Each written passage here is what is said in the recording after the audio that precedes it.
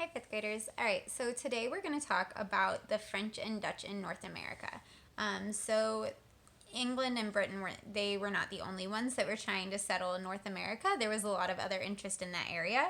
The French actually began exploring it much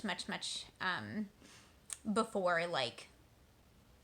states started getting established and Plymouth happened and the Mayflower happened. Like, we're talking back before that when some of the very first explorers were starting.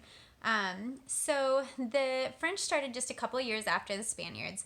In the 1530s, Jacques Cartier made two trips into what is now Canada.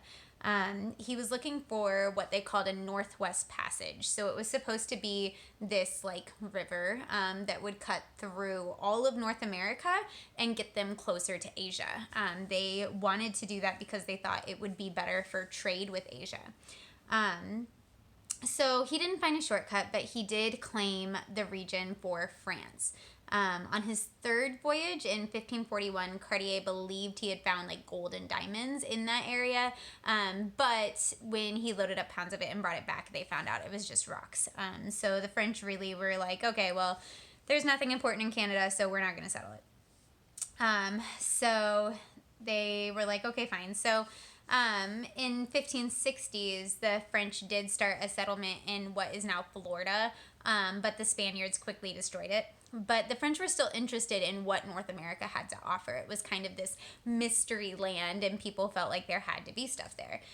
So the French began putting fishing boats out in North America in those waters, and then they also ended up sending some of their more rugged huntsman type people and had them go in to look at buying furs, because furs were a very, very, very, very big thing in Europe at that point. Especially beavers, because that was very popular for a hat that was crazy popular in Europe at the time. So they specifically wanted beavers. So the French became interested in getting their trade going even more. So by 1608, another explorer, Samuel de Champlain, formed a French trading post in what would now be called the city of Quebec in Canada. So it was really the first successful settlement in North America for the French. Several other trading posts followed after that in that area. So Champlain was mostly interested in trading with local Native Americans. He really worked hard to build close relationships with the Huron tribe. Champlain even joined the Huron fighters when they were in a war with the Iroquois. Over the next few years, Champlain and other French traders also tried to expand the network. They went in canoes and paddled through rivers and streams to do these fur trades. They often traded things like beads and knives and metal posts or metal pots and things to get these furs. So the network they created actually eventually led all the way over to the Great Lakes, but on the Canada side. So the colony of New France is what they ended up calling that area up in Canada. And it grew really slowly. By the 1660s, only a few thousand French people lived there. Most of them did farmland and established villages and raised families. A few came because they wanted to try to convince the Native Americans to be Christians. It seems like religion was a big thing then. So that was kind of why people were coming in. They weren't always welcome. The Iroquois were very close, and they were known to be a more warfare, violent Native American tribe. And so they were pretty... They made it dangerous to live there. And so in 1663... the king of France at the time, Louis XIV, took control of the colony. So he sent soldiers to deal with the Iroquois. And once the peace was established in the area, he really tried to encourage people to move there. He also increased exploration. So later in 1681 and 1682, Robert de La Salle led a team of French and Native Americans all the way to the mouth of the Mississippi River. And that's where New Orleans is located today. So along the way, he also claimed the entire river valley for France. So that entire stretch of the Mississippi River.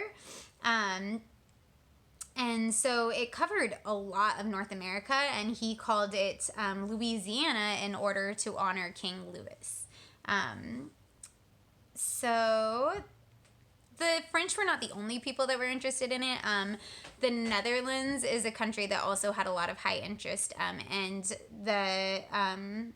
their people, the Dutch, wanted to find a Northwest Passage too. So they, in 1609, also sent some sailors out to go figure this out. The main one was Henry Hudson, searching for this Northwest Passage. So he actually ended up finding a river that seemed pretty promising. And he went about 150 miles down it or so before he finally had to turn around because it wasn't deep enough. But that river is what we now call the Hudson River, and he was in the New York City area. So he didn't find a shortcut to Asia, but he did find a lot of rich fur trading, which again was big throughout all of Europe. He ended up exploring and claiming that land for the Dutch. He called it New Netherlands. And the most important colony from that was New Amsterdam, and it was located in what we would now call Manhattan. So in 1626, Peter Minuit was another Dutchman, and he actually bought the island from the Native Americans, and it became the center of a huge trade area for the Dutch.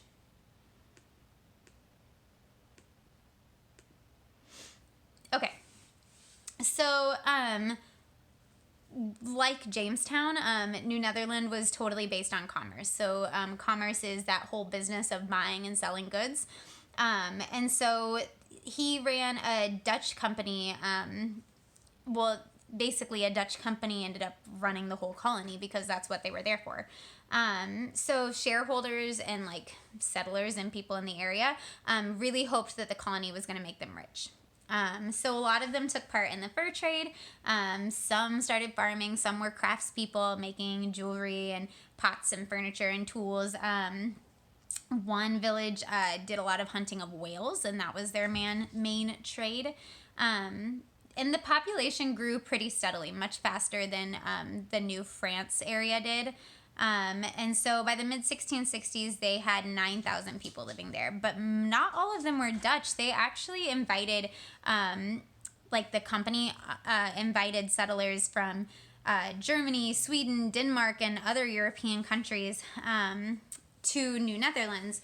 They actually had a small number of Jewish people living there. They also had a lot of enslaved African Americans that were forced to work. But it ended up being kind of this cool area where more than 18 different languages were spoken, which is very cool in my opinion.